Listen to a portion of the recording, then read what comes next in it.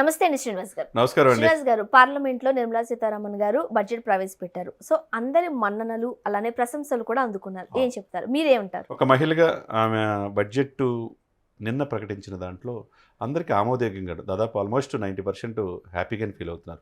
ఎటువంటి కొత్త ప్రయోగాలు చేయాలా, ఎటువంటి ఆశలు చూపించలా, అధికారం పరమావధిగా అక్కడేం కనపడలా. కాకపోతే ఏంటంటే ప్రజలకి ఆశాజనకంగా ఒక మధ్యతరగతి బడ్జెట్ లాగా మధ్యంతర బడ్జెట్ ఉన్నది. అందుకే మధ్యతరగతి ప్రజలు కూడా ఆహ్వానం పలికేటట్టుగా.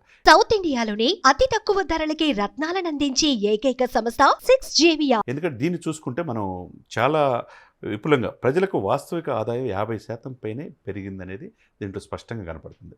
అంటే 50% వాస్తవిక ఆదాయం పెరగడం అంటే మామూలు విషయం కాదు. అంటే అందరూ కూడా హ్యాపీగా ఫీల్ అవుతున్నారని. అదే సమయంలో ప్రజల జీవన ప్రమాణం వల్ల దానివల్ల ఏంటి, వాస్తవిక ఆదాయం పెరగడం వల్ల జీవన ప్రమాణాలు కూడా పెరుగుతాయి.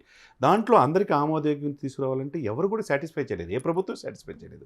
కాబట్టి ఇప్పుడు 2024, 2025 ఎలక్షన్స్ ఇది కాబట్టి ఈ మధ్యంతర బడ్జెట్లో ఏం ప్రకటిస్తుంది అని చెప్పి అటు పారిశ్రామిక రంగాలు కావచ్చు, రైతులు కావచ్చు, మహిళలు కావచ్చు, అనేక వాళ్ళు కూడా వెయిట్ చేశారు. ఎవ్వరూ ఊహకు అందకుండా ప్రాధాన్యత ఏ రంగాలకు ఇవ్వాలో, ఆరోగ్యం పరంగా కావచ్చు, రైతులు కావచ్చు, యువతకు కావచ్చు, అన్నీ చాలా పారామీటర్స్ పర్ఫెక్ట్గా తీసుకున్నారని మనకు స్పష్టమవుతుంది. ఎందుకంటే ఈ బడ్జెట్లు ప్రవేశపెట్టేటప్పుడు అది రాష్ట్ర బడ్జెట్ అయినా కావచ్చు, దేశానికి సంబంధించిన బడ్జెట్ అయినా మనం చూస్తూ ఉంటాం, డిబేట్లు నడుస్తూ ఉంటాయి సోషల్ మీడియాలో లేకపోతే శాటిలైట్ ఛానల్స్లో. బట్ ఇక్కడ మనం చూస్తుంటే కాస్త పాజిటివ్ వైబ్స్ తో అందరూ మాట్లాడాల్సిన పరిస్థితి వచ్చింది. అంటే ప్రశంసలు ఎక్కువ ఉన్నాయి. బడ్జెట్లు చాలా చక్కగా, డెఫినెట్గా చాలా మంది రిటైర్డ్ ఐఏఎస్ ఆఫీసర్ కూడా ఈ బడ్జెట్ చాలా అనుకూలంగా ఉంది, సానుకూలంగా ఉందని చెప్తున్నారు. ఎందుకంటే ఈ బడ్జెట్లో రక్షణ రంగానికి, అంటే దేశంలో రక్షణ రంగం అతి కీలకంగా ఉన్నప్పుడు అన్నీ మంచిగా ఉంటాయి. మన రక్షణ రంగం పర్ఫెక్ట్గా ఉన్నప్పుడు అన్నీ బాగుంటాయి. దాదాపు 6.2 లక్షల కోట్లు ఒక రక్షణ రంగానికి కేటాయించారు. అది చాలా మంచి గుడ్ మూవ్గా. మనం దేశ రక్షణ బాగుంటేనే కదా మిగతా అన్నీ బాగుండేది. ఆ తర్వాత రైల్వేలకు వచ్చి 2.55 లక్షల కోట్లు కేటాయించారు. అది గుడ్ మూవ్. తర్వాత హోంశాఖకి 2.3 కోట్ల రూపాయలు, అంటే 2,03,000 కోట్లు. అంటే తర్వాత హోంశాఖతో గ్రామీణాభివృద్ధి అంటే రైతులు, గ్రామీణ ప్రాంత ప్రజల కోసం 1.77 లక్షల కోట్లు కేటాయించారు. దీనితోటి ఆహారము, ప్రజా పంపిణీ, ప్రతి ఒక్కరు కూడా ఫుడ్ దొరకాలి, దానికి సంబంధించిన ఆ ప్రజా పంపిణీ పథకాలకి 2.13 లక్షల రూపాయలు కోట్లు కేటాయించారు. తర్వాత వ్యవసాయం, రైతు సంక్షేమం, ముఖ్యంగా ఏంటంటే దేశానికి వెన్నెముక 62% మంది వ్యవసాయం మీద ఉన్నారు కాబట్టి వాళ్ళకు కూడా 1.27 లక్షలు కేటాయించారు.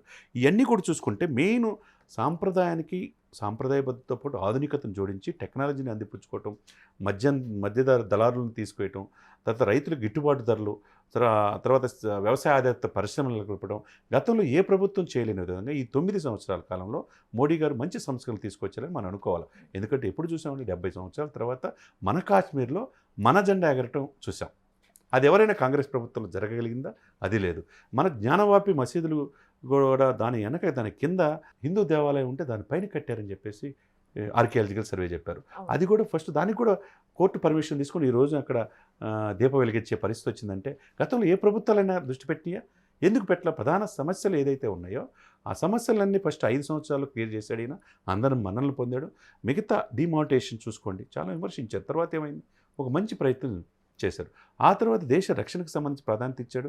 ఆ తర్వాత వ్యవసాయ రంగానికి, ఆ తర్వాత మహిళలకి, తర్వాత స్కూల్ పిల్లలకి, తర్వాత ఎప్పటికప్పుడు రిక్రూట్మెంట్ ఇవ్వడం కావచ్చు, ఉద్యోగాలు. గత ప్రభుత్వంలో ఒకటండి, ఈ 10 ఇయర్స్లో దాదాపు 9 ఇయర్స్ దాటిపోయింది అనుకోండి, ఎప్పుడు కూడా ఒక చిన్న ఇన్సిడెంట్ కూడా జరగకుండా, ఎటువంటి తీవ్రవాద దాడులు జరగలేదు, దేశ రక్షణ విఘాతకరిగే కార్యకలాపాలు ఎక్కడికక్కడ లా అండ్ ఆర్డర్ లైన్లో పెట్టారు. దేశవ్యాప్తంగా ఎక్కడ ఇన్సిడెంట్ జరిగినా, ఎందుకంటే 145 కోట్ల జనాభా, ప్రపంచంలోనే నెంబర్ 1 ప్లేస్లో ఉన్నాం, చైనా దాటి వచ్చాం. అటువంటిది అన్ని కులాలు, మతాలు, వేల సంస్కృతి నిలయం. అటువంటి ఈ దేశంలో ఇటువంటి పరిస్థితులు రావడం అంటే బడ్జెట్ చాలా కీలకమవుతుంది.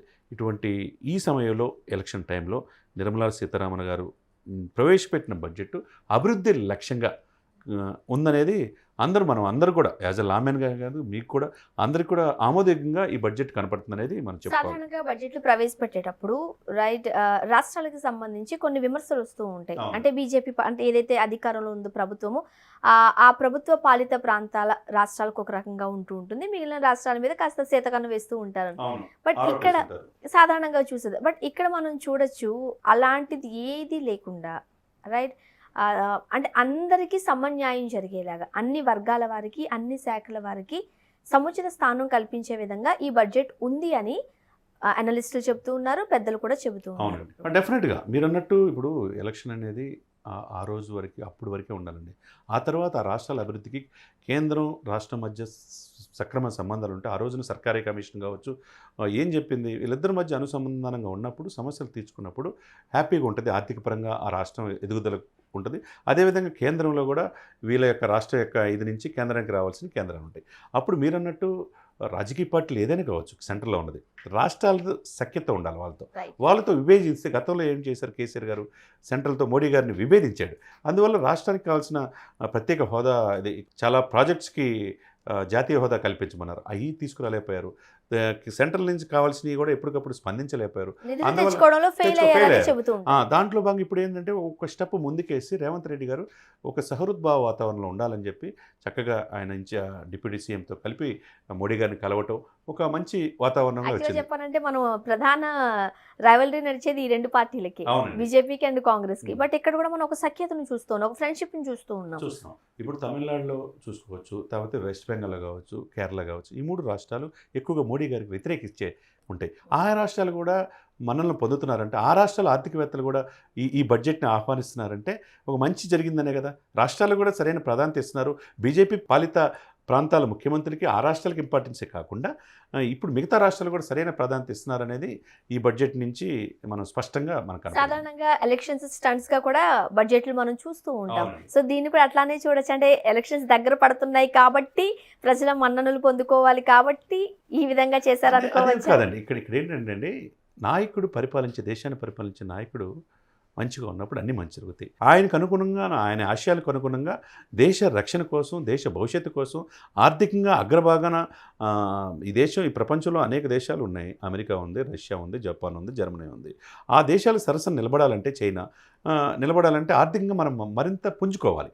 ఇప్పుడు గుజరాత్ ఉన్నది, ఎందుకు ఈ విధంగా మినీ వరల్డ్ లాగా తయారైంది తీర ప్రాంతంతో పాటు.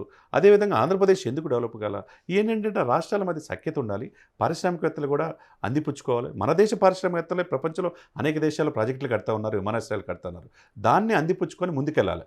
కేంద్రం రాష్ట్రాలకు కూడా మంచి చేయాలి అనే ఆలోచన వాళ్ళకు ఉండాలి.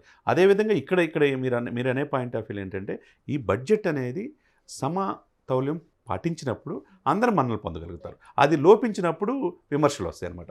ఇప్పుడు ఓవరాల్గా ఏంటంటే 90% ఆహ్వానం పలుకుతున్నారు కాబట్టి ఒక మంచి బడ్జెట్ ప్రవేశపెట్టారనేది ఆ ఫీల్ అనేది ప్రజల్లో కలుగుతుంది.